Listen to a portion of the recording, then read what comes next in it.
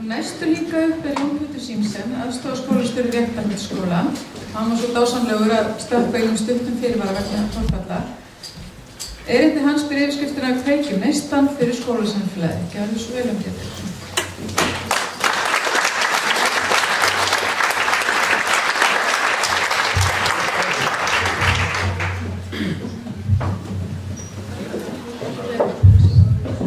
Þá ætla ég bara að tala glærulaust.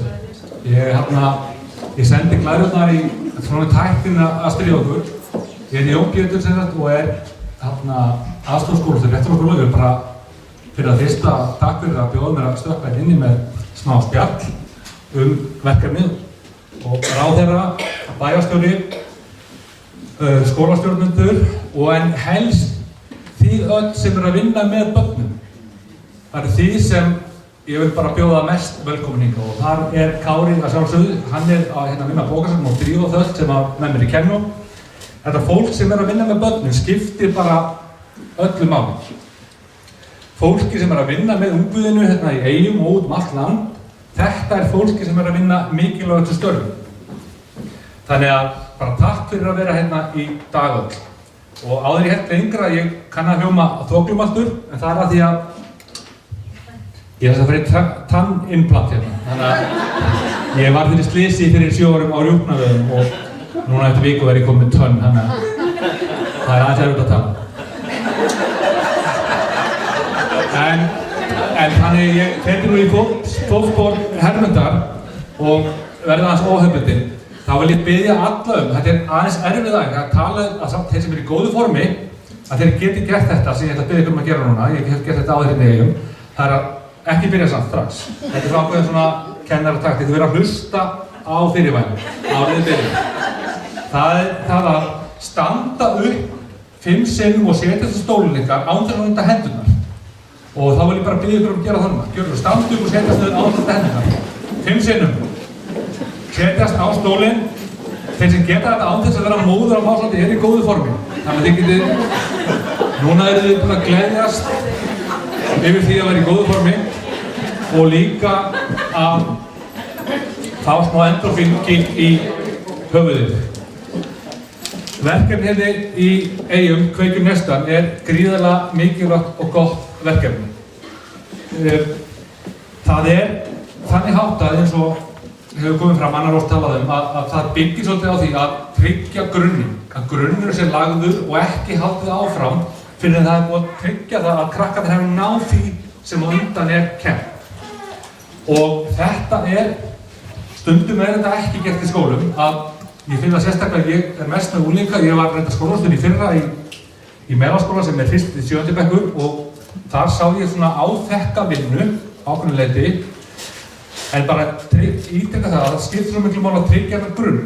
Á unglingastífinu verður maður oft varðið að börn eru komin eitthvað í námsefninu þar sem grunnurinn ekkert staðar og þá kemur þessi kvíði, þetta vonleysi og krökkunum gengur ekki vel. Þetta var sérstaklega við náttúrulega lestur því að lesturinn svona lykillinn að samfélaginu. Án þess að geta skilið orðin og hugtökin þá náum við ekki því sem í gangi í kringum okkur. Það auðvelt að blekkja okkur á platan. Núna dynur á okkur alls konar áróður, falsfréttir og ef við þekkjum ekki hugtökin og orðin þá getum við ekki greint að réttar og röngu og stór hagsmunaöfl geta stýrt okkur hægri vinstri. Þannig að það skiptir miklu máli að kenna þennan lestur algjörlega hafa hann skotheldan upp á þess að ánægður að heyra það að í skólanum að það sé bara lestur sem að það sé kenndur fyrst. Því hann undirstaðan síðan að öllum öðrum námsgreinum. Námsgreinar ekkert annað heldur en hugtökin sem við fjalla Það vera stjórnmálafræðingur upp í háskóla gengum út á það að skilja hugtökin í stjórnmálafræði og tengja það síðan saman og geta síðan nota þau og beitt þeim á samfélagi. Út af það gengur þetta. Þetta ekkert flóknara en það. Og samfélagið Eyjum hefur tekið þessu verkefni opnum örmum og kennararnir eru bara allt starfsfólki í grunnskólum og allt fólki sem að vinna með börnum. Það skipta bara allir máli. Það ekki bara kennararnir sem að kenna öðrum bekk og ekki bara kennararnir sem að kenna fyrsta bekknuna. Heldur líka fólki sem á göngunum, mataráðurum, allir í skólanum skipta máli og allir í samfélaginu Vestmannaeyjabæ. að þið æfið ykkur og þjálfið krakkana ykkar í að tala við með ríkulegum orðaforða hvar sem þið eruð. Ef við sjáum að taliði við það. Það gríðarlega eftirspurn eftir hlustum hjá börnum. Börn vilja að sér hlusta á það. Ef við opnið ef ég opna skrifstofuna inn í skóla, þá skrifstofan stanslaust full af úlingum sem verða að tala lífið og tilveruna, sorgi sínar og sigra. Það allt og mikið að fólk sé í snjalltækjum og einhvern veginn að festist í rútínu einhvers algoritma, þar sem að stanslaust smá dópamínskammtar koma inn. Dópamínskammtar sem gefa mér ekki neitt, það er þess að innihaldslausa kaloríur. En það, ef að þið einbeitið ykkur af því, þið sem eigið sérstaklega ungbörn, taliði við þau, njótið þess að mynda tengsluðu, þannig eru þau líka miklu líklegri til að hlusta sér eitthvað á okkur í framhaldinu. Þannig að þetta skiptir miklu máli. Það að bærinn taki þessi þátt í þessu Vestmannaeyjar, fyrir hvað er Vestmannaeyjar þekktar? Hérna horfum ég bara mynd, útgerð kemur nú fyrst upp í hugan, svo veit ég hérna þetta eru lundar og svo það gosið, íþróttafélögin, þetta er mikill íþróttabær og töluvert fjármagn fyrir til íþróttunar og þegar vel gengur, þá er flugvöllarsýning og verða menn verða Íslandsmeistarar og konur. En núna er Vestmannaeyjar bara að verða menntabær. Auðvitað hefur hann alveg verið menntabær, en núna er kastlið svolítið á ykkur og ég bara hvet allt samfélagið til að opna arminn, faðir minn segi ég, og taka á móti þessu. Þið eru sjálfsmynd vonandi allra Vestmannaeyinga, ekki bara í grunnskólum, heldur bara þeir sem reka fyrirtækin og þeir sem að sinna ferðaþjónustu og allir. Þetta verður ferðamannabærinn líka menntaferðamannabærinn Vestmannaeyja. Þannig að það skiptir miklu máli að þið takið á móti þessu, að þið sé gaman saman fjöldaðina, að þið sé öll tilbúin að taka á móti þessu. Hermundur þýðir mælingar og það er mér líka. Mælingar og stöðumat skipta gríðarlega miklu máli. Ef við hefðum engar mælingar og það væri ekki einhvern veginn gerðar á ábyrgan hátt. Ef við værum til dæmis með úrkomumæla hérna einhvers staðar á hjá kirkjugarðinum og svo annar úrkomumælir undir þakskeggi. Þeir myndi ekki sýna það saman. Við verðum að hafa mælingar sem eru gerðar þannig að þess að bera það saman og skoða hvernig þróunin er. Ég var að tala með hann Bjarna sem situr inni í þjálfaran og hann sagði mér það að þið Vestmannaeyingar væru oft pirruð á því að það kemur veðurfréttir og það væri 10 vindstig í gömul eða 40 metrar á sekúndu í Vestmannaeyjum og þá var mælitækið á Stórhöfða á meðan er hann út í garði með frímerkjasafnið sitt af þessum kilóm. Það blokkar það. Þannig að þarna er dæmi sem mælitæki að við verðum ekkert að mælt hlutina. Allar skoðanakannanir eru þannig, en hvers vegna eru skoðanakannanir að gera það? Það eru gerðar til að skoða einhverja punktstöðu, hvað er fyrir staðan og hvaða ákvarðanir ætlum við að taka í framhaldinu. Þannig að þetta að mæla það sem þau að gera, hvert eru komin, eins og annar talaði með hvort þau eru búin að læra einn staf eða fleiri, geta sagt saman orð og haldi síðan áfram þar. Áskorunin miðað við færni skiptir ofboðslega miklu máli til að ná árangur og krakkarnir að þeim leiðist ekki þess að gera eitthvað sem þeir kunna mjög vel eða fyllist ekki kvíða að því að þau eru að vinna verkefni sem alltaf erfitt. Þannig að þetta skiptir ofboðslega miklu máli. Svo vil ég líka minnast á það að fræðasamfélagið upp í HÍ sem að styrkir þetta verkefni og háskólinn kemur að þessu. Ég er kannski að tala aðeins í umbúði, ég veit ekki hvort ég segja umbúði þeirra, en ég er að tala í þeirra hólfi alltaf hér í dag, að það skiptir máli að fræðin, eins og Hermundur sem myndfræðimaður, að það tengt fólki sem er á starfsvettvangnum, sem eru þá starfsmenn skólans, og ég temur það að tala starfsmenn skólans er ekki bara kennarana, þó að kennarana séu ákveðnu lykilhlutverki og stjórnendur skólans, þá eru það allir sem skipta máli. Það er líka bara foreldrarnir, og það eru börn, og það eru allir sem vinna í skólunum. Allt samfélagið, þessna skýrði Kári félagsstjóri minn Kveikjum neistann í öllu skólasamfélaginu. Þannig að þetta skiptir allt saman máli. Að við náum utan verkefnið, krakkarnir finni það að það sé eitthvað gott að gerast, þau nái árangri skref fyrir skref. Þetta er það sem verkefnið gengur út á, þetta er það sem að fyrstu niðurstöðu sína. Við vitum ekki nákvæmlega hvernig þetta endar, en miðað við það sem ég hef heyrt hér frá kennurum, foreldurum, stjórnendum, þá er ég nokkuð viss um það að þetta verður algjörlega frábært og fyrir ykkur sem Vestmannaeyjabær að sjálfsmynd ykkar að hún muni líka vera lituð af því að þetta eru menntabærinn Vestmannaeyjar. Þá bætst sú rós í þau mörgu nafnbökkur sem þið hafið að Vestmannaeyjar ekki bara útgerðarbær með góð fótbolta og handboltalið og hérna var gos og Tyrkjarán og allt þetta, heldur þið orðin Vestmannaeyjabær, menntabær. Takk fyrir mig.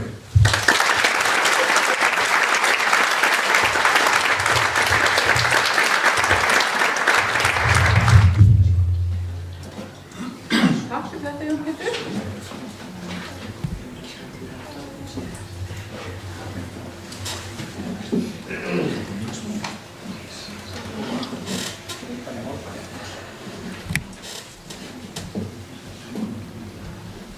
Við langar til að nota tækifæri núna og þakka þeim Jóni Pétri og Ásmundi Einari sérstaklega fyrir sitt framlag, en þeir þurfa að drífa sig í Herjólf og geta þessum ekki lokið dagskráni með okkur. Bara kæra þakki og skulum gefa gott kæra.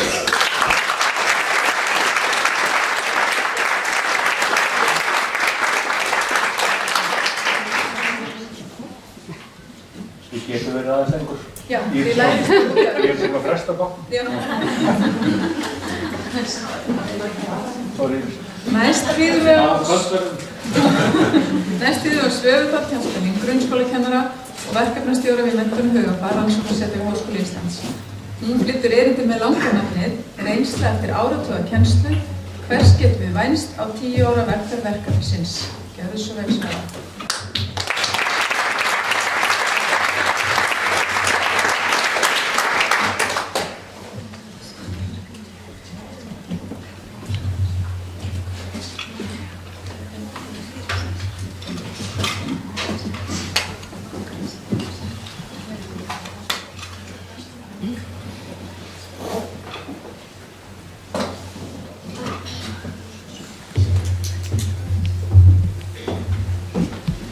Góðan daginn, gott fólk, hæstvirtur menntamálaráðherra, Hermundur, vísindamaður, Anna Rós, skólastjóri, Einar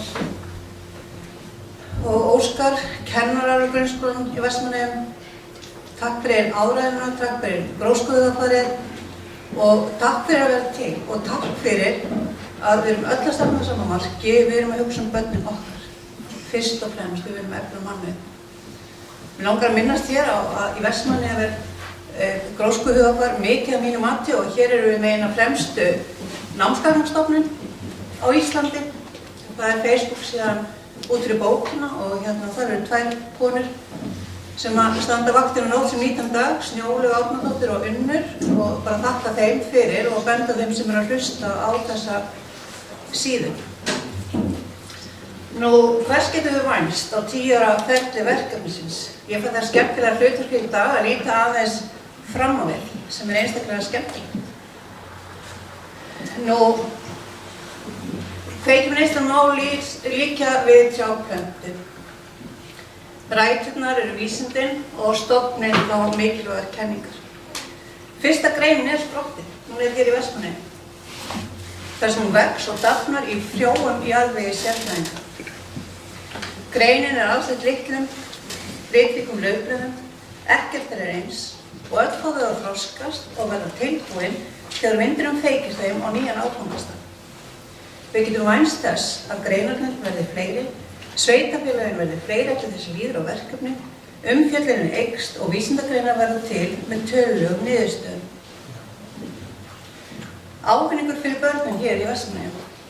Skóladagurinn er einfaldaður. Kennsla eru fremstu vísindi á sviði náms og færniþróunar. Kennsla byggist á mati og færni nemenda gegnum þar til gert mat eða vörður og eftirfylgni er markviss. Mikilvægi traustrar grunnfærni í lestri, stærðfræði og náttúrufræði er tryggt. Nemendur fá áskorunum með við færni og þannig er öllum líkt öllum. Nemendum gefst tækifæri til að þróa eða finna ástríði sínu og þróuna og áhersla er lögð á gróskuhugafar og góða líðan. Ég segja að með vísindum getum við hreinlega vænst þess að 80–90% barna verði læs í lok annars bekkjar. Við getum vænst þess að áhugi nemenda á lestri bóka hafi aukist. Það áskorun og það sérstök áskorun að efla áhuga drengja á lestri bóka en það allt hægt. Skapandi skrif og framsögn hafa verið efld. Við getum svo sannarlega vænst þess að sjálfsmynd nemenda styrkist og ástríða þeirra fyrir náttúrufræði og umhverfisfræði hafi vaknað.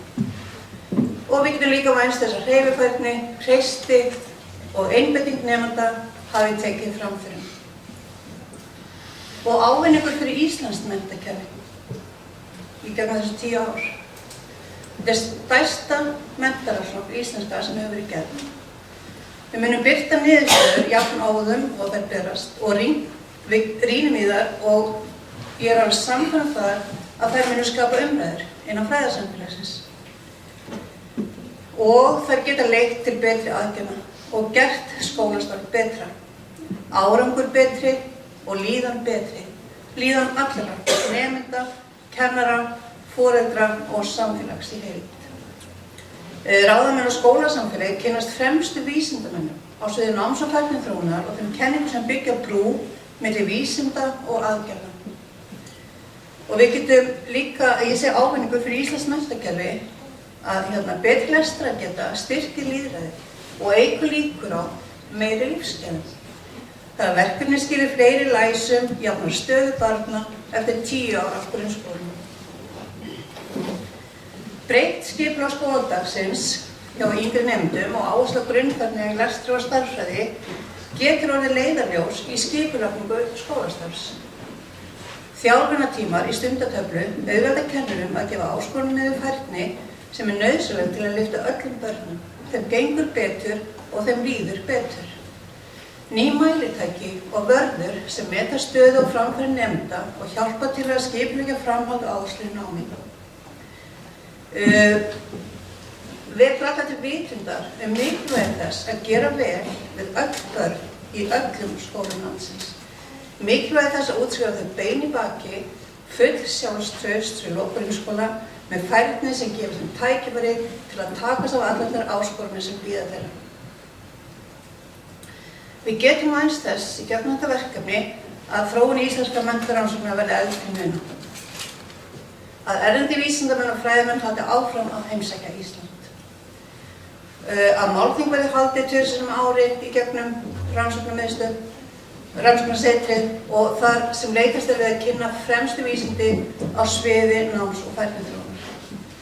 Við getum vænst þess að hraðapróf í lestri verði lögð niður í núverandi mynd og aðeins höfð sem eitt verkfæri í töskunni þegar unnið með einstaka nemendur. Við getum vænst þess að áhersla verði aukin lesskilning og þróa matstæki til að meta hann. Að námsmarkmið verði skýrari, það er hvað barn að kunna við lok hvers bekkjar. Að hreyfing í skólum hafi verið efld og gróskuhugafar haft að leiðarljósi bæði hjá nemendum og kennurum. Og að námsárangur og líðan verði betri. Og að þau mælitæki sem verði notuð að þeim muni styðjast fremstu vísindi. Og ég er bjartsýn og ég sem kennari til 35 ára þá snerti verkefnið mig djúpt. Því að ég sé kostið þess. Ég sé kostið þess og ég sé hvað verkefnið að hafa góð áhrif á börnin sem eru í því núna og ég trúi því og ég segi hvert sem ég fer og óska þess að öll börn á Íslandi fengi að upplifa breytt skipulag skóladagsins. Og ég vænti þess að við náum að kveikja neistann allt land. Að greina þarf litla trén okkar núna verði fleiri, stærri og sterkari. Að mörgum fallegum litlum laufblöðum sem enginn eru eins en öll ná að þroskast og dafna og hlakka til að halda út í heim ævintýrunum. Það bara okkar stærsti draumur að efla mannauðinn og ég þakka fyrir mig.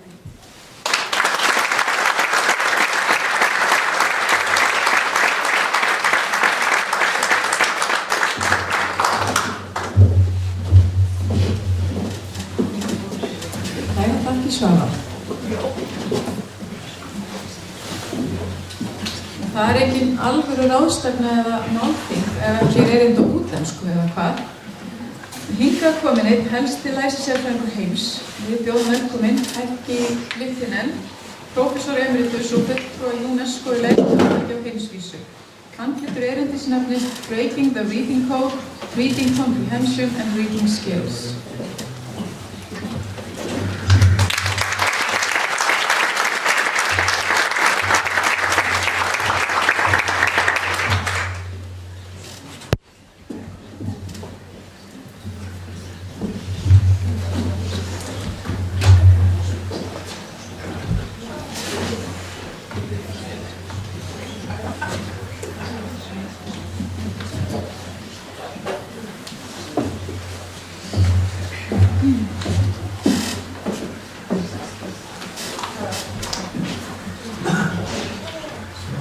Colleagues, warm thanks to inviters, those who invited me here.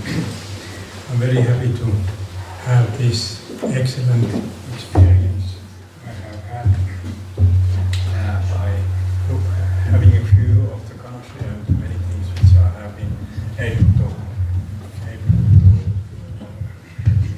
to see here. I have this type of bad habit that I wanted everyone to learn everything which is important concerning the title given to me. Concerning reading, what I feel is that I had to have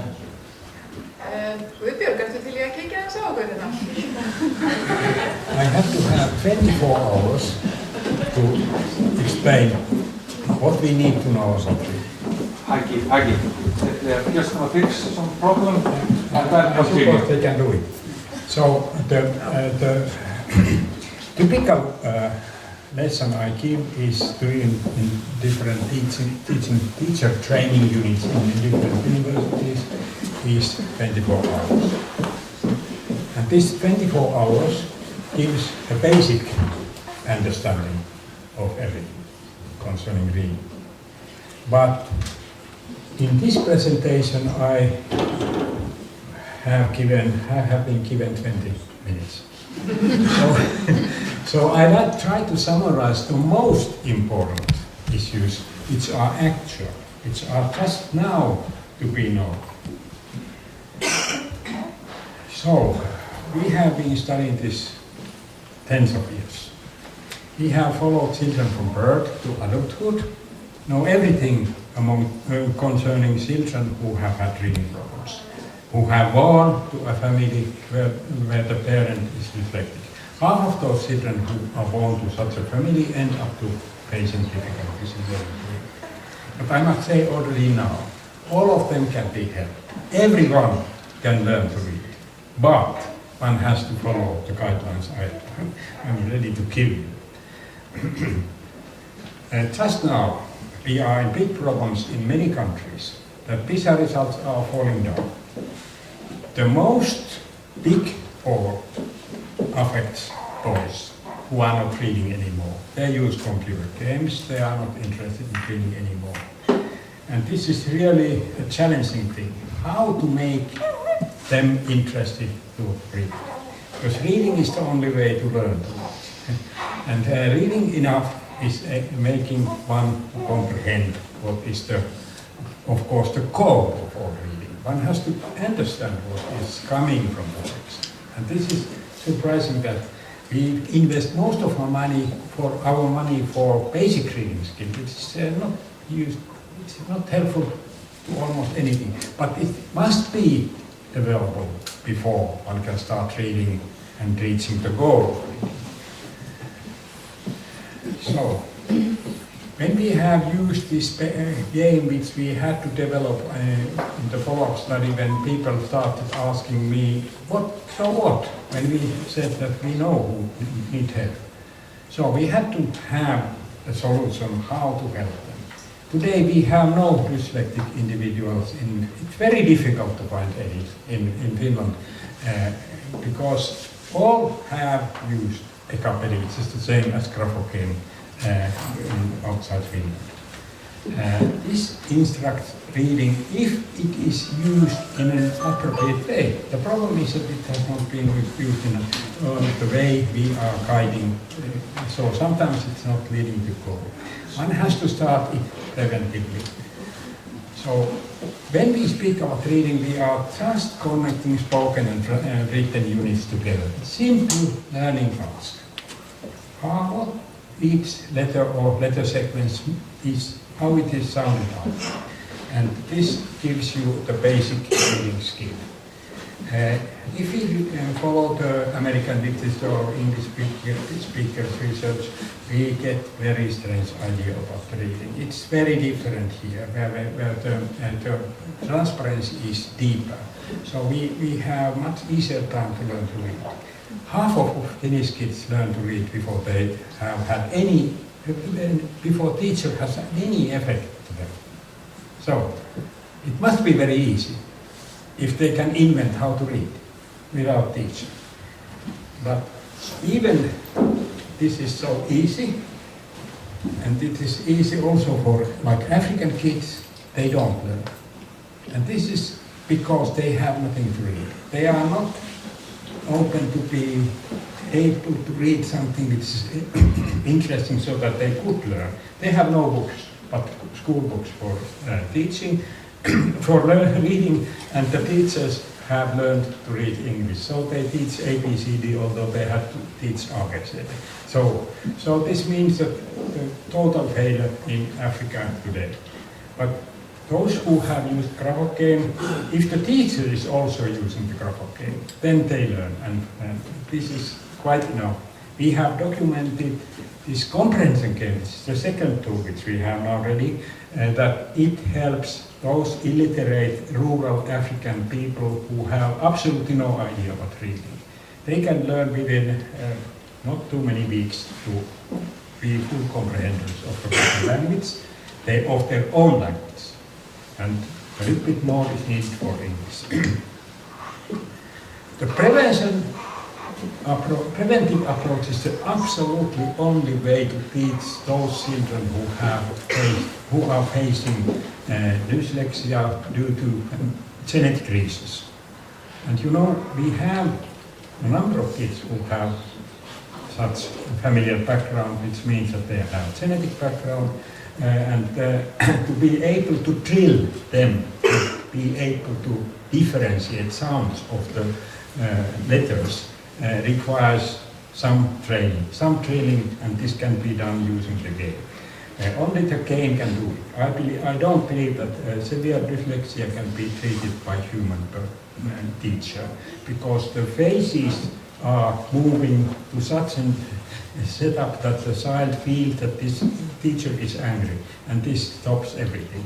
So the computer can be commanded not to show any bad faces, and this is why they can be kept engaged to train long enough. They need sometimes a huge amount of repetition to be able to do it. And this means that engagement has been highest possible that they last this type of training. It's very easy to find who are facing difficulties. So letter names are sufficient tools for telling who we need them. We have huge amount of predictors, and none of these predictors in this London study was as accurate as simply letter naming. If we ask from 5-year-olds, does he know names of the letters? And if it still is not known to this child at time one enters school, this is a necessary situation or providing help to this child. And the help is available via Kveikjum. So this is the very traditional version of the game. So the letters are falling down from the top of the display, and from headphones they hear one sound, the sound of one of these letters. And one has to choose or shoot, as boys say, this letter which is representing the sound one gets via the headphones. on the right side we get accurate information at any moment of training, which are still the bottlenecks, which are making difficulties for this sign. Like L, M, N are acoustically so similar sounds that they are mostly the last to be differentiated and connected to letters. And this is always, because it's using dynamic assessment, it all the time is providing more space to those items whose connection to letters is, or where the phoneme is not yet connected to appropriate letter, more so that this bottleneck can be opened. This shows how long it takes among the risk kids to learn the letter sounds. We have here 700 kids who have problems, and as you can see, most of them learn within 3 hours the letter sounds. A few autistic kids are not doing that because they are interested in something else but not the connections. This is a follow-up study of heavily at-risk kids who were followed for 3 years, and I simply show that if the remedial teacher or the teacher who tries to help them to read lets them to use Kveikjum for short time in each period, then they learn to read. But if he or she is all the time trying to remediate the child, it's not enough. You can see only those who got this opportunity to use a short time of the remedial hour, which Kveikjum end up to mainstream level, the normal level. Not those who were only remediated by a teacher. And spelling is the most accurate measure of reading skill. So those who got the opportunity to use short portion of the remedial time via game ended up to mainstream level at 3rd grade. Of course, this was not optimal because they got this training not in an optimal way. The optimal way is to get short sessions more than 1 time a day in subsequent days. If this happens at the beginning of school, they will reach the level of other kids within a few weeks. But it should be very carefully happening at exactly correct time, followed an exactly correct way to go, not more than 20 minutes of time, because concentration is not lasting longer at that age. Boys are the problems today, because they don't read. They don't reach the goal of reading. The only goal of reading is to comprehend the written language. And this means that we have to invent a way how to get boys to read. And the one way we try is this comprehension game. They can use the same way they spend their time, computer game. Via this computer game, they can make the daily lessons very fast. It takes only a few minutes to learn what is given in 5 pages of the lesson. And this all means that the key information of the lesson is given via the game. And they just play and learn everything. It doesn't end the game before they have everything 100% stored to the mind. This means that lessons can be 100% learned by using the school book on side and comprehension game on the side of that. And at that time, when they do it together between the book and the game, they learn how to look the written material in such a way that one learns to find the important content. And this way learns what they need to learn. So this is just giving you a very short illustration of what is the basic reading skill. We can jump that. Situation in Finland, we have a little bit same situation you have, that boys their PISA results are falling down, and the most surprising thing is that even we know that in Finland the newspaper reading is at the top in the world, more than 10% of adults are not comprehending what they read. Can you believe? And this is because they don't read. They have not read almost nothing before they are adults. And this means that they had to be somehow motivated to read so that they start reaching the goal of reading, because this is the basic how to say, skill to survive in the life. If they cannot learn knowledge via reading, they are lost. They are not employed.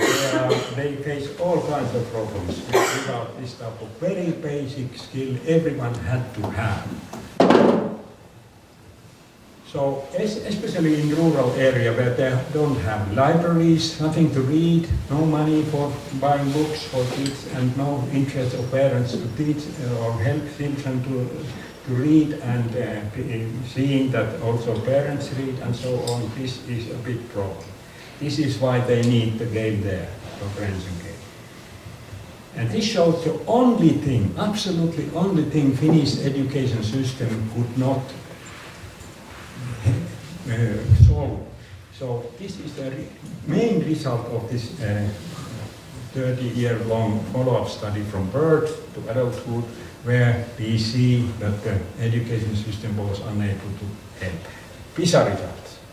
Only such people in this follow-up study who were belonging to the at-risk group, had a genetic background, whose early speech development was late, receptive speech, no comprehension at time, no expressive skill for speaking at time. All these three, when they happen to be the same individual, end up very poor PISA result. Only this combination leads to low PISA result, which is so interesting that one has to, be very exceptional to end up to this type of problem. But even those, I'm absolutely sure, can be helped. But it has to happen early on, preventively. If it's not happening at that time, the game is lost. Okay, this is also something like a relatively self-evident. Automatized reading is necessary starting point for comprehension, because cognitive resources are not left for comprehending if one needs everything for basic research, basic reading skill. So just to give you an impression, at the age of 3 to 5 days we can know who will end up to dyslexia. If the child is at risk, or family at risk, half of them end up to problems.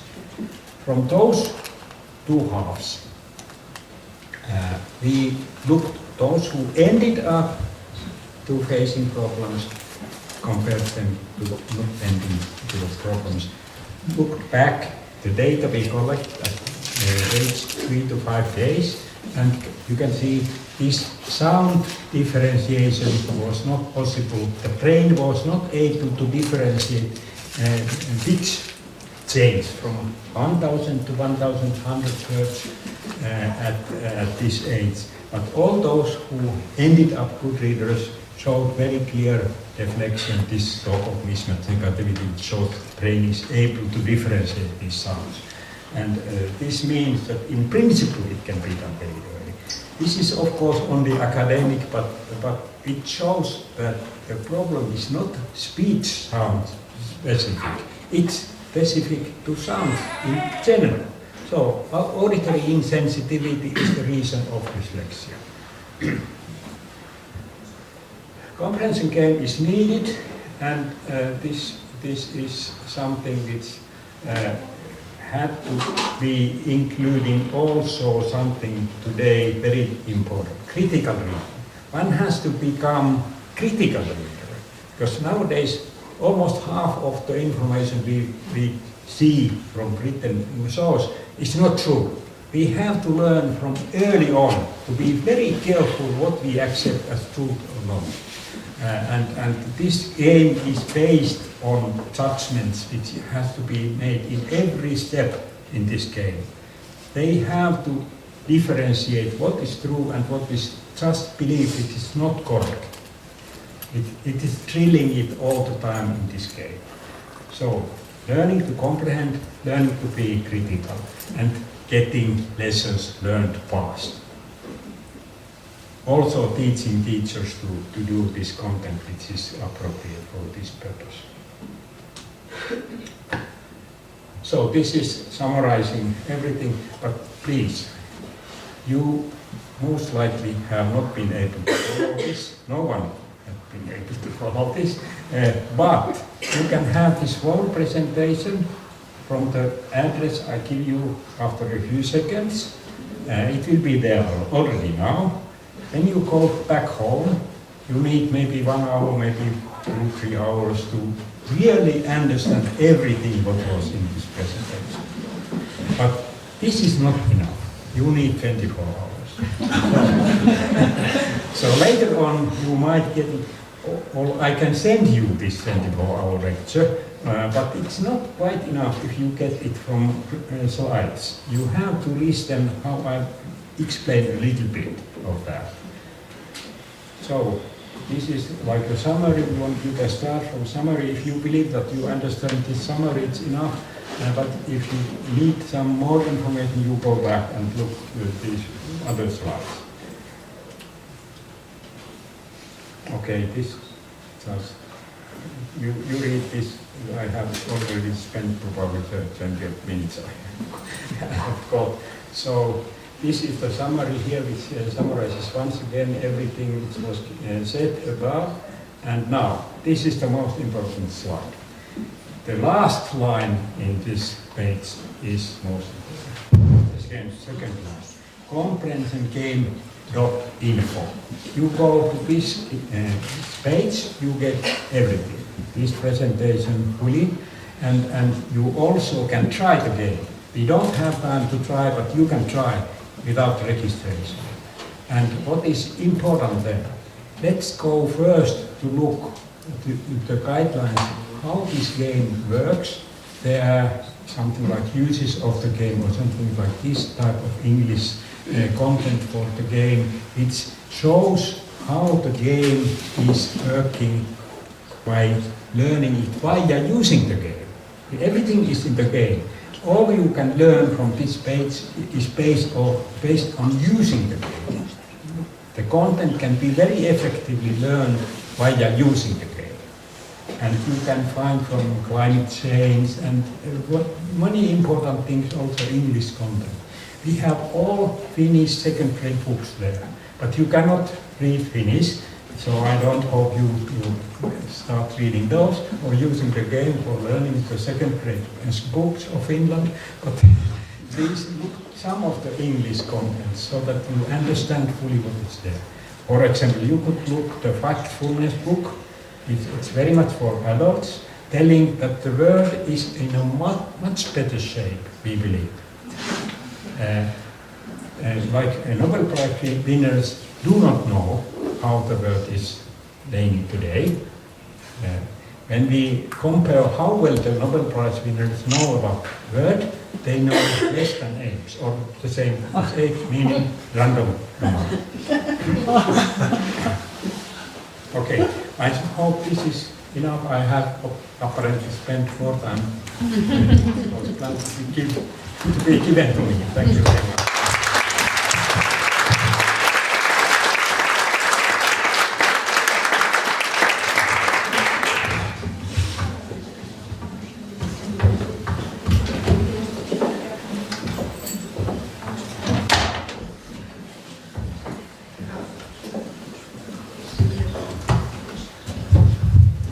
Thank you very much. Aki?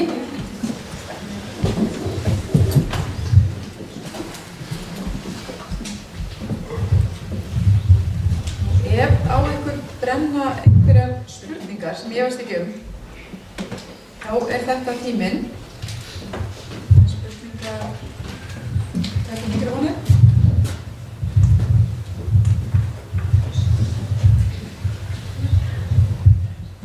Einhver sem hefur spurningar til einhverja af þeim sem hér hafa talað. Eða þetta allt bara mjög ljóst. Ef svo þá ætla ég bara að, eftir augnablik, að hleypa henni Írissi Róbersdóttur að. Þannig að segja mér fyrir taska hérna.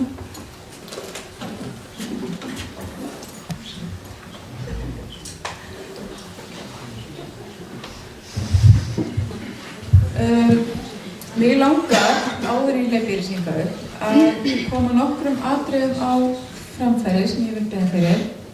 Nú er gaman að segja frá því að klukkan 14:30 í dag verður viljayfirlýsing hagsmunaaðila í leik- og grunnskólum að hafa nýja framtíðarsýn, áherslur og gildi að leiðarljósi í skólastarfinu undirrituð í Einastofu, þar sem við vorum hérna niðri áðan og sjálfsögur öllum frjálst að vera viðstaddir. Mér langar líka að nota tækifæri og benda á dagskrá í Safnaðarheimili Landakirkju kl. 17 í dag, en þar verður útgáfuhóf í tilefni þess að 110 ár eru liðin frá fæðingu Alfreds Washington, eða Vosa, eins og við þekkjum hann kannski. Og hann var eitt ástsælasta skáld okkar eigana. Og sögusettur 1627 gefur að þessu tilefni út bókina Heimaslóð sem inniheldur 14 af lögum Vosa við ljóð ýmissa vina hans og samtíðarmanna.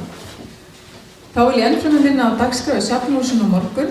Klukkan 11 mun Simone Grassini, dósent við Háskólann í Stavanger, halda fyrirlestur hér í Sarnheimum sem nefnist Nature and Effect on Psychological Factors. Þar fjallar áhrif náttúru á vellíðan, bæði andlega og líkamlega.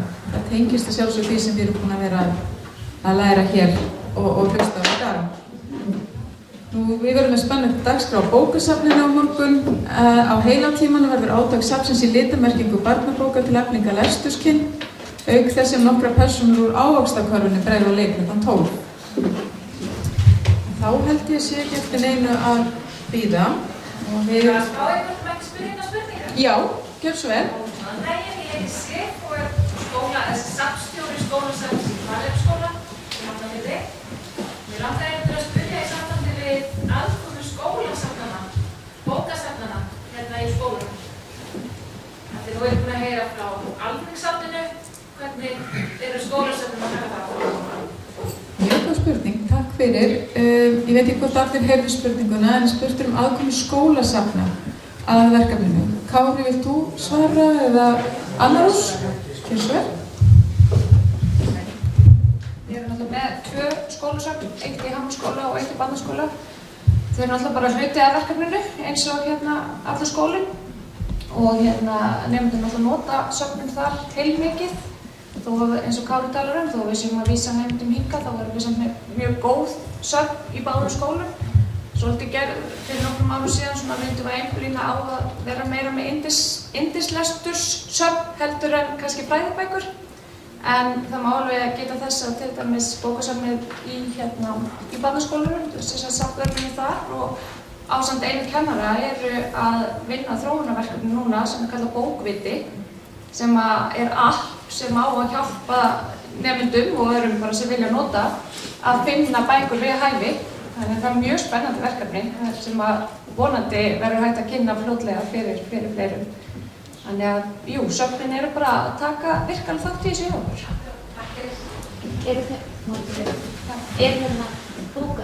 Er svona litakóði líka í skóla? Sko, það er ekki komið svona litakóði, en þær eru sem byrja samt að flokka bækurnar eftir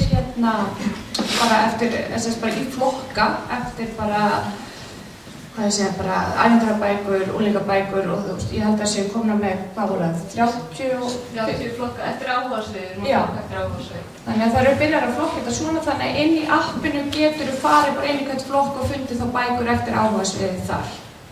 Þannig að það er svona fyrsta skrefið sem er farið að stað. Hvernig sér þið fyrir að útfæra stundaskrána þegar þú ætlar að hafa marga bekki í hreyfingu og marga bekki í árstöðutíma? Þetta er mjög góð spurning. Þetta er eins og ég sagði áðan örugglega langstærsta áskorunin. Og það sem við þurfum að kannski að fara að skoða sem er partur af þróunarverkefninu, bara hreinlega hvort að við séum endilega að fara að setja alla í íþróttatíma í fyrstu tímum eða hvort að við innleiðum kannski bara einhver ákveðna hreyfingu sem bara er í upphafi dags eða snemma morgun sem bara allir taka þátt í. Þannig við sem ekki að binda okkur kannski eins mikið við fasta íþróttatíma, það kemur það bara aukalega. Og sama eins og með ástríðutímana líka, þeir kannski verða meira í formi valtíma sem að fleiri en bara list- og verkefnakennarar að taka þátt í, að þá náttúrulega getum við haft þá á öðrum tímum heldur en ekki alla á sama tíma. Hvað er það kannski að bjóða upp á eitthvað svona valgöngutúra eða íþróttir eða Akkurat. þetta. Akkurat, við erum að nota núna hreyfiteymið, það byrjað að búa til banka sem að kennararnir geta notað í kennslustundum í þessum tveimur kennslustundum sem kennararnir sjáum. Þannig að bankinn alveg að verða ansi stór og það alls konar. Það jóga, það göngutúrar, það stuttir hreyfileikir. Þannig að þetta stór partur af þróunarverkefninu, hvernig við ætlum að útfæra þessa tíma og hvernig við getum þá byggt stundatöfluna upp. Af því það eins og ég segi, ég hugsa það allavega eitt af stóru áskorunum fyrir mig. Við erum að spá í þau börn sem eru kannski með málþroska vanda slaka hljóðkerfisvitund og eiga erfitt með að ná á bókasafnið. Hvernig, þeir eru búin að fá sér starfsspjöld og næst að skrifa á bókasafnið, hvernig komum við til móts við þau?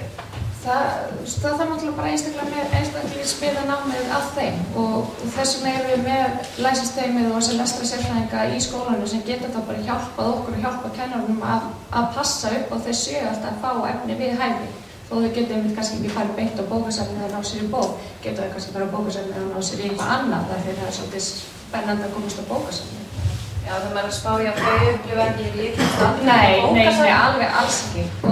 Og það má líka alveg taka það fram að þrátt fyrir að við séum með þessa þjálfunartíma sem eru með 4 kennarunum og þeim sem skipt í 4 hópa, þá eru þetta alltaf hluta nemendur sem fá aukaþjónustu, sem fara í námsver og fara til sérkennara og eru að fá og þroskaþjálfa og fá auka málefni. Þannig að það er ekki bara þessi þjálfunartímar, það alveg auka þjónusta fyrir þá sem eru kannski verst settir.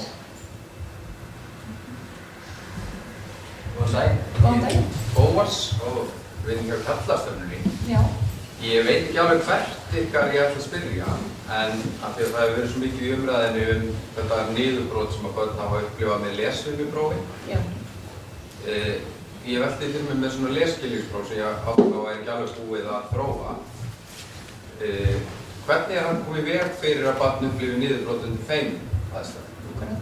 Það mjög góð spurning og ég pínu ánægðskyld að spyrja þér vegna þess að ég átti að ná því að ég gleymt að nefna eitt áðan þegar ég var að tala sem var einmitt varðandi upplifunina til dæmis í bókstafa- og hljóðuprófinu. Upplifun af því það í upphafi bara verið að kanna hversu marga bókstafa og hvað mörg hljóð þú þekkir. Þannig að næst þegar þú ferð í prófið þá kanntu fleiri bókstafi og fleiri hljóð. Þannig að þú ert alltaf að bæta þig og þú ferð alltaf glaður út af því að það er líka að lita þetta og sýna þetta svolítið hvernig þetta þannig að þú sérð alltaf hvað þú kannt meira. Og eins og segja, við erum auðvitað ekki búin að þróa og hvort það verði okkar hlutverk eða hvernig það verður að þróa þessi lesskilningspróf. Þá sé ég samt fyrir mér að markmiðið verði alltaf þannig að upplifunin, að það sé alltaf, ég gat meira en síðast. Ég gat kannski ekki ógeðslega mikið, en ég gat meira en síðast og það verður svolítið skýrt. Þannig að þú sért alltaf að koma út þannig að ég stóð mig vel. Ég vona þetta svarið ykkur. Má ég aðeins skrifa eitthvað í Já, endilega. Lesskilningum. Já. Sæl, góða spurningar. Mér langar að bæta aðeins við í samsvandi við lesskilning og það að forðast að barnið brotni niður í þannig prófi. En í akkurat Kveikjum neistann erum við að þróa okkur í efni sem heitir lestu og þar skiptum við í rauðan, gulan og grænan flokk. Þannig að við erum alltaf með áskorunum við færni. Við prófum ekki barn í öðru heldur en að við vitum í raun og veru það ræður við. Í rauðu erum við að einblína á bókstafa hljóð og stuttar tengingar. Þegar að barn komið upp í gulan flokk, þá textin orðinn aðeins erfiðari eða það komið smá texti, 3 stafa orð og spurningar út frá því. Við erum að semja litlar sögur sem við erum að vona að höfði til barna og það er búið að prófa þær hér og ég heyr ekki nema gott af þeim. Og svo erum við með rautt sem að þýðir að barnið fara að lesa, grænt, sem þýðir að barnið fara að lesa þingri texta. Þannig að það velur sér úr þessu græna efni og fær þar af leiðandi spurningar úr því. Við hæfi, við erum alltaf að hugsa þetta út frá einstaklingum, að gefa áskorun með færni rosalega stórt verkefni og það mikil áskorun fyrir kennara og stór hluti af þessu verkefni akkurat sá að gera það. Vegna þess að fremstu kenningar, eins og þessi sem ég hafa lesið sem kallaður faðir jákvæðrar sálfræði, að hann með kenningu, stóra kenningu sem heitir flæði. Kenningin mjög stór, en hún alveg rosalega einföld. Hún bara einfaldlega þannig að komist barnið í flæði, séð með verkefni sem það ræður vel við, þá vinnur það vel. Hafið það allt of létt verkefni, þá getur það valdið leiða. Og hvað með ef barnið fyrir allt of þung verkefni? Getur valdið kvíða. Þessi kenning, eins og ég segi, hún mjög stór, en hún mjög einföld og eftir þessari kenningu vinnum við hér. Má ég bæta smá við? Það í lagi? Já, eftir. Mér langaði bara að forvinnast í fyrstu velvörningar, þetta hljómar eins og ég sé neikvæður, ég það alls ekki, sko. En núna samfélagið í einhverju svona skautum í þessu máli. Það eru lesfimisprófafólk og svo það nú komið þetta mótvægi og mér finnst umræðan vera ótrúlega heit. Við erum öll skólafólk og viljum öll það besta fyrir börnin. Hafið þið, og þess að segja, kannski ósengitt spurning að varpa hér fram, en hafið þið einhverja hugmynd af hverju umræðan verður svona heit? Af hverju við erum ekki bara öll að horfa í sömu átt? Þetta stór spurning og það í raun og veru freistandi að svara hana með því fyrsta sem ég datt í hug. Ég held ég allir reyna að komast hjá því samt. En það eru vissulega heitar umræður sem ég fagnar sem skólamanneskja og kennari til 35 ára. Þegar ég geng inn í verkefni Kveikjum neistann sem ég hef fengið að taka þátt í, ekki kannski frá getnaði þess, en svona aðeins fyrir fæðingu, það þegar Hermundur sagði við mig, engar lesaramælingar, og ég segi Hermundur, sko má alveg að ég hef tekið þátt í þessu, þetta það sem ég þekki, þetta mat, en ég svo ánægð með sjálfa mig að ég skipt skoðun. Ég 58 ára gömul, bráðum 59 ára og ég var bara stolt að sjálfa mér. Það má skipta skoðun. Eftir ég fór að kynna mér hlutina og eftir ég fór að tjá mig þessar mælingar sem að Menntamálastofnun fyrirverandi kýs að kalla lesfimimælingar, að þá hefur síminn rofað. Ég með mörg símtöl frá ömmum, mæðrum, feðrum og á fyrirlestum daginn og ég set með grátandi fólk. Og ég vissi það ekki sem kennari og ég ekki tilbúin til að standa undir því sem kennari að fólk sitji eða liggi grátandi heima á sér, börnin niður brotin, við verðum að segja stopp og við verðum að hlusta og við verðum að gera það saman. Auðvitað ekki eining þetta vegna þess að þetta eru prófan sem við höfum haft og það fullt af fólki sem að verja þau sem hefur staðið fyrir þeim og mér finnst það mjög eðlilegt. Þannig ég að koma að því sem ég ætlaði ekki að segja. En ég held að það sé málið. Við þurfum að stíga bara út fyrir það og það stór orð á netinu að við sem að tjá okkur þetta, við séum að misskilja, við þekkjum ekki þessi próf og við séum að fara með rangt mál. Það ekki rétt. Lesfimi eitt, hún mikilvæg, lesræði annað og hann ekki nauðsynlegur og hann hvergi inn í fræðum lestur. Þetta bara bæta einu við. Þegar ég var spurður að þessu sínu tíma, 2015, á systur minni, sem hafa maður stúlku sá 13 ára. Hermundur, nú má fara að mæla 46 börn fyrir þessum ára. Ég lesa. Og hvað gerir ég sem vísindamaður til 25 ára þá? Ég hringdi beint í Finney Tönnesson, fremsta normann í lestrarcentru í Stavanger. Finney, ég hef ekki heyrt lesaðmælingar talað það samt börnin mín í Noregi. Hvað segir þú sem er fremstu fræðimenn Noregs á sviðinu? Hermundur, það ekkert issue í Noregi. Við mælum ekki lesa þetta nema eins og Svava sagði með að hafa þetta í töskunni fyrir sérkennara sem þurfti kannski að sjá hvort það sé að bæta sig eftir íhugum. En hann sagði, talaði við Hækki Littinen, hann fremst í heiminum samt í lestu. Og þetta var 2016-17 síðan hafði sambandið á Hækki og hafði sambandið á og hringdi Hækki. Hækki, ég fekk skilaboð að tala þig að Finney Tönnesson. Hvað finnst þér lesaðmælingar? Er þetta eitthvað issue í Finnlandi sem þá var algjörlega toppæði, stelpunum náttúrulega alltaf og strákunni bara mjög góði líka þá, aðeins senka niður, aðeins komið niður. Hann sagði, nei Hermundur, ef ég geti rálað menntamála yfirvöldum, sem þá var Lilja, sagði það ekki við mig, hann skrifaði mail til mín, og sagði hann, Hermundur, ég myndi freka mæla með því, skoði hversu marga bækur las barnið síðasta mánuð og hvað 3 voru skemmtilegast.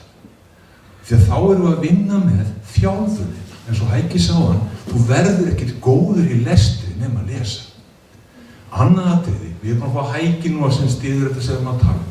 Við fengum Maggi Snóling og Kate Nielsen frá Oxford. Þegar Svava var að tala við Nation í boði sendir að Breta og fór að skýra hans fyrir hvað henni fyndist sem svona típa mælingar á 46 börnum 3 ári í fyrsta til 10. bekk. Hún gafti svona, þetta er ekki í Englandi. Þetta er þetta fremstu fræðiþjóð í heiminum. Þannig að, eins og bendum við á það eru 4 fremstu fræðimenn í Evrópu sem að ekki mæla með þessum lesamæli. Það er ekki, sko, við erum greinuna að Hækki. Það eru engar þessu greinur sem að tala um lesamæli. Þeir eru að tala um að brjóta lestrakúðan og þjálfunni sem gefur betri lesskilning. Það er sama með þessu lesgreinaði Kate Nielsen. Það er ekkert inn á lesamæli. Það er að fjalla brjóta lestrakúðan með hljóðaferð, þjálfum námumskráningunni, þegar hún er komin, gerum allt sem okkar valdist til kendur til að kveikja neistann fyrir að lesa bækur. Eins og maður tala í dag og Kári og bókasafni hjálpa svo rosalega flott með. Þannig kennarnir líki hlutverki en finnir þessar réttu áskoranir. Þannig ég bara segja, sko, og fyrir mig er svo auðvelt að standa hérna og tala bara ekki mæla, og ég sagt að við mælum ekki lesa þessu verkefni. Af því það er ekki heldur í lestrargerðinni, eins og Svava sagði. Og það er svo auðvelt þegar með þessar rosalega fræðimenn á bakvið. Og ég segi bara, komið með fræði sem að þið meina sér svo opbósta mikið að mæla að lesa. Ég bara, komið þið með fræði.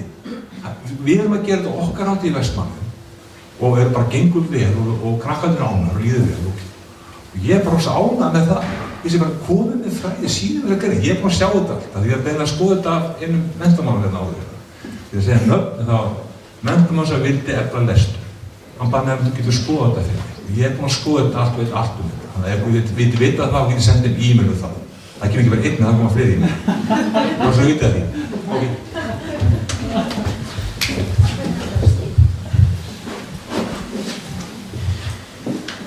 Einhverja fleiri spurningar?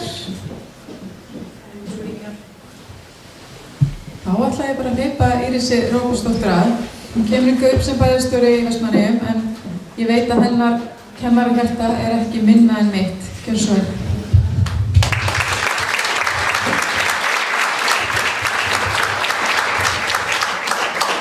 Takk fyrir, Sigrúna, og það er alveg rétt að ég ætla að taka undir orðin hennar Hönnu að það er á stundu sem þessari sem ég langar að vera að kenna og þegar átt að fara á stað með verkefnið og ég voru hérna á Möggubötu, ég kendi með Möggubötu í 12 ára tíma og ég öfunda hana rosalega mikið að fá að vera með fyrsta árganginn í þessu verkefni. En takk fyrir hennar frábæra dag og hér er glæra á veggnum þar sem að við vonumst náttúrulega eftir að hafa kveikt neistann hjá ykkur líka. Þetta er hópurinn sem reið á vaðið. Þetta er hópurinn sem byrjaði og er í rauninni rannsóknarhópurinn.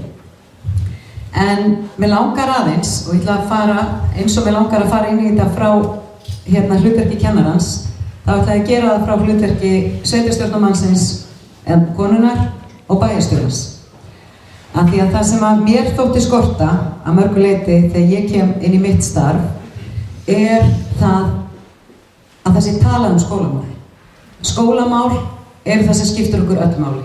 Skólarnir og leikskólarnir eru hjartað í öllum samfélagum. Og það er engin kennari sem vill ekki standa sig gríðarlega vel með nemendahópinn sinn. Í gegnum tíðina höfum við bara ekki haft allt og mörg tól og tæki til þess að geta nálgast hlutina og gert hlutina eins og við viljum. En þegar það kom og Hermundur ræddi við mig og Tryggvi Hjalta var líka inn í þessari umræðu með okkur að það væri mögulega hægt að gera eitthvað. Hann væri með verkefni og hann langaði að nálgast hlutina á annan hátt. Og ég var strax bara rosa spennt að því margt af því sem er í þessu verkefni er margt af því sem ég og margir kennarar sem ég kenndi með eru búin að vera að gera. Við vorum bara ekki með þetta svona heildstætt. Við vorum ekki með þetta með þessum innramaða hætti, með þessum stuðningi, með þessu bakkoppi.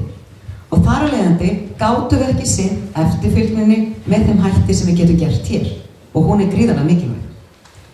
Og ég bara hugsaði með mér, og áður ég fór að tala við Önurós, að það væri algjört ábyrgðarleysi af mér, stýrandi sveitafélagi, að stoppa ekki við og segja nú hef ég tækifæri að ég í þessari stöðu sem ég til þess að reyna að gera skólasamfélagið okkar enn betur en það og til þess að leggja okkar á mörkum til þess að nesta börnin okkar út í lífið þannig að þau geti nýtt öll tækifæri sín. Vegna þess að skólinn svo staður sem jafnar aðstöðu barnanna, leikskólinn og skólinn.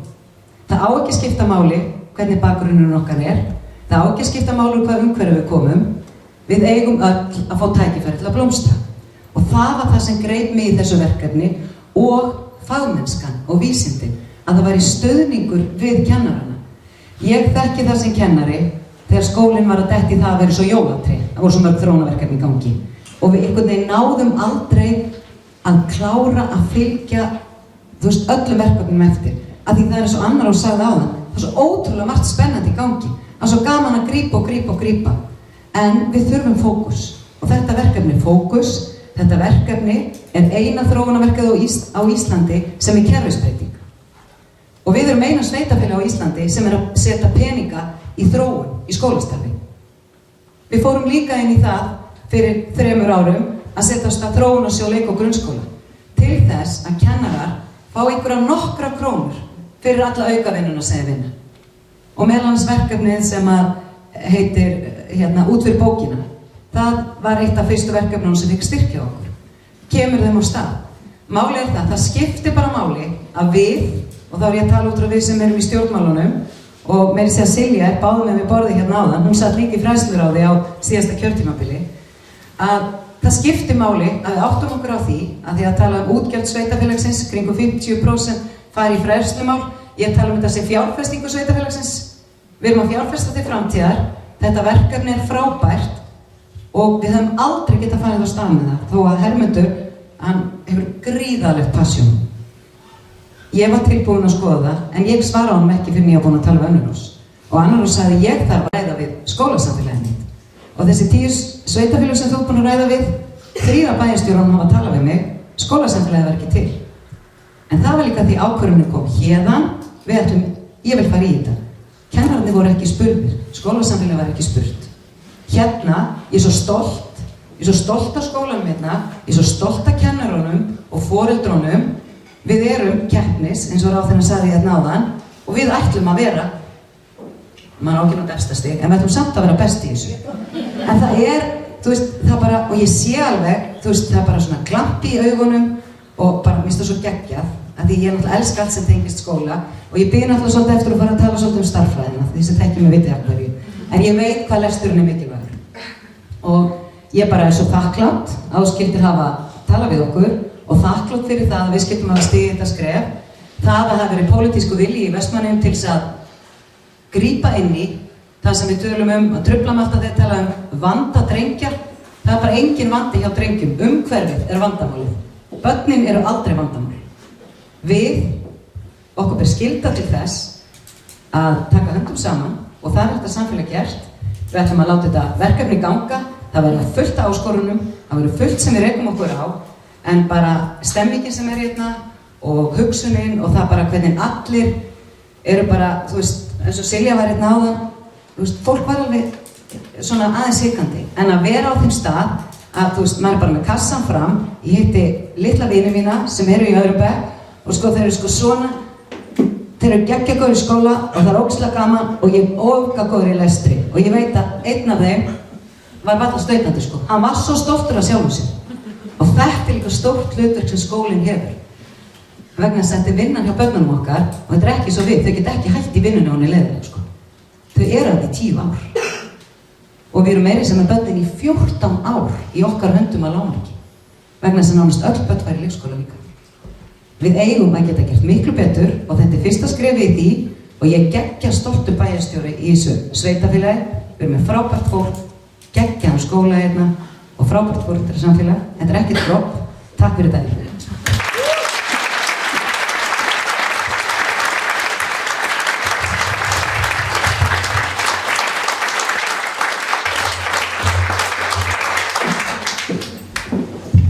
Þetta var gott innlegg inn í í framtíðina sem við höfum horft öll til núna með kassan fram og brosandi, og ég vil þakka öllum sem að komu hingað og bara búin að frábært dagur, allavega mínum mati, og mér sýnist flestir bara brosandi Við lókum bara til að halda áfram að fylgjast með þessu verkefni. Við erum búin hér í Safnahúsi að halda áfram samstarfinu sem hefur verið gífurlega skemmtilegt og gefandi, og bara vonast til að sem flestir hoppa vagnin með okkur. Og hér með segi ég þessu. Já, ég búið. Og hér með segi ég þessu málþingi stundin. Takk.